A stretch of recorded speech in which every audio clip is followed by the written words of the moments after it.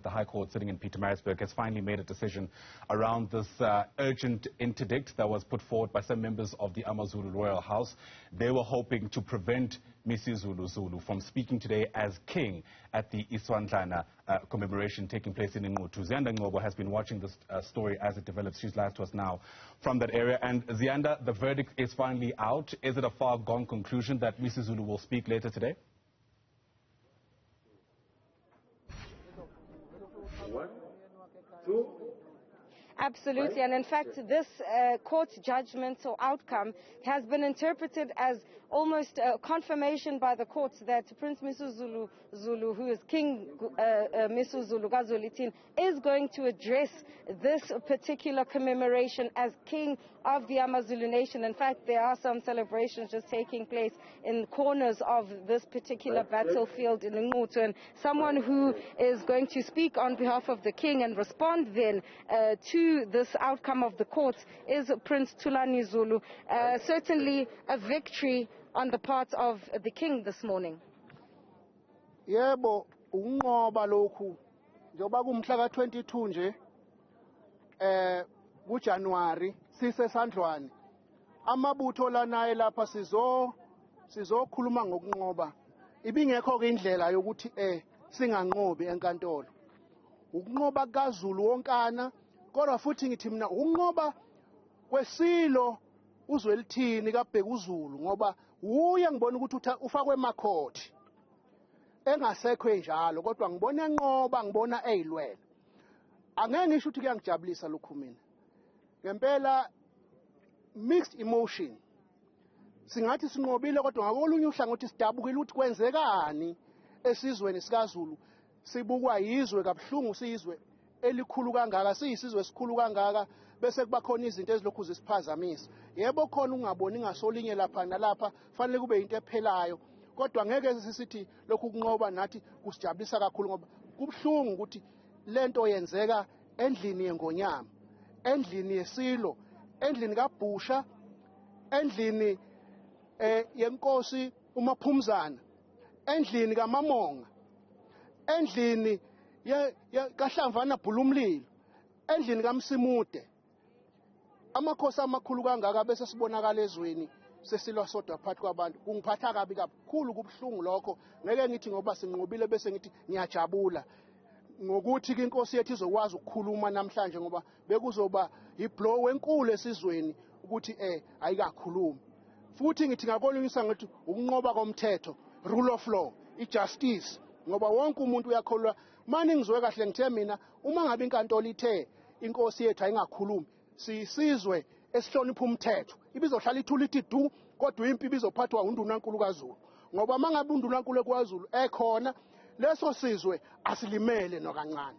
So this is round one. Round two is coming. We still await the judgment by Judge Madondo on those other matters that were taken to court. Seems as if these lengthy legal battles will continue to take place. Angicabanga ukuthi mhlawumbe sisazothatha isikhathi eside silwa njengoba bengishilo ngithi siyabonga namhlanje ukuthi kuliwa ngazi izinkantolo ngoba mawungayendunda kusuka zalala insizwa zenkosi kodwa sibonga uNkulunkulu ukuthi akho umuntu osafile kuze kube manje okusho ukuthi kukhona ukuxoxisana nginethemba lokuthi egcineni sizophuma simunye siyisizwe nongaboni abone ngoba iqiniso alihlangani namanga noma ungathi wena useqinisweni kodwa uma usemangeni usuku usemangeni kodwa uma useqinisweni useqinisweni simi eqinisweni. How is the process led by Minister Dr. Nkosazana Dlamini Zuma, the mediation process that was meant to bring together warring factions within the royal family? When is she tabling the report to the president? Do you know? Asinalwazi ngoba ubukhona umhlangano lwesithathu ezositshela umchunu ukuthi sebeyiqedile ireport bazoyisa ku president uye ku president ozoyianalyze bese ibuyisa endlunkulu. There were also reports about the king's security concerns that the king's security needs to be beefed up. Do you know about that? Anginalwazi empeleni nje ningakhuluma ngokubhifa up isecurity thina sizosamaZulu siyisecurity ngokwethu akekho umuntu ongathinta inkosi yethu mangaze kodwa ke ngomthetho phela wesilungu ungakhulunywa ngokubefore up security kodwa angisiboni isidingo salokho kodwa angeke ngikhulume ngakho ngoba ngikwazi angaze ngikuzwe. Financially, how difficult it has been because the provincial government has decided not to support the traditional ceremonies of the royal family and the palaces. Lo mkhosi is not supported by the provincial government. Financially, how has that affected the king and the royal family? Sithinteke kakhulu kodwa ngiyazi ukuthi uhulumeni unestand sakhe sokuthi angaxhasi imkhosi ngengakusho lokho asinankinga nakho kubhlungu ngoba phela siyathanda ukuya phambili kodwa ngakolunye uhlangothi ngibona sengathi sinathi sivulelekile ukuthi ake siphume ngaphandle kahulumeni sibonke sizakalaphi ngoba omasipala namhlanje sebeyazi ukuthi bangobani siyakwazi ukuvela kubo osomabhizinisi siyakwazi ukuvela kubo yithuba nje lokuthi nathi ke sinyakaza ukuthi ngaphandle kwahulumeni singaphila siyephi ngoba phela uhulumeni ukhona kodwa sikhona sisizwe samaZulu siyakwazi ukuphila noma uhulumeni empeleni kwayena uhulumeni ugqugqumezela ukuthi abantu abafunda ukuzenzela so sipractice lokho.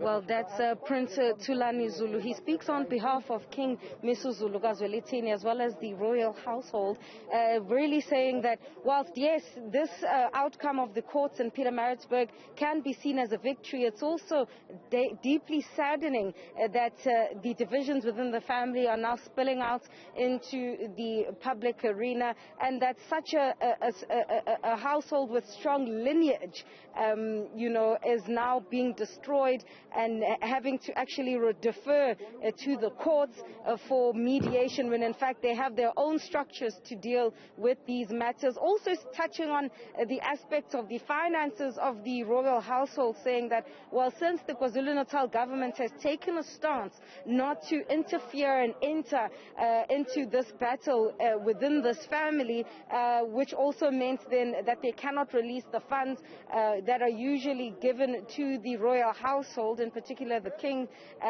It has been difficult. However, the silver lining there is that it's also shown that they want to see how sustainable they can be without the government, the provincial government that is, and that they've seen the municipalities, including the Umzinyathi municipality where we are right now, has also given support for this particular commemoration today. So certainly a huge blow to the other faction, I might say, Ayanda, that the Pietermaritzburg High Court has now dismissed an urgent interdict which was seeking to stop Prince Misuzulu from addressing this gathering as king. And here comes a vehicle, and we're just going to try and see who's just arrived. It's actually Prince Mangosuthu Buthelezi. He's the traditional prime minister of the Zulu nation, and I'm going to ask my colleagues both to pull off the camera, and of course he would have a lot to say regarding this outcome.